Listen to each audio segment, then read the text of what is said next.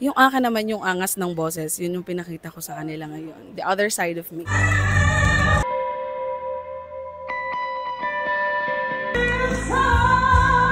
Magaling po siya. Alos lahat naman po magaling. Pero binigay ko po yung best ko.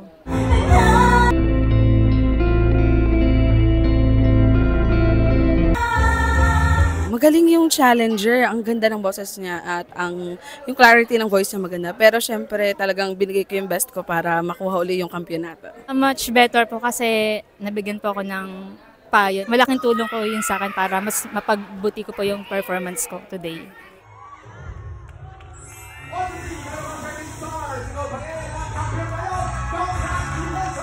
Ano pa kaya ang pwede mong ibigay sa amin kung sa ginawa mo kanina?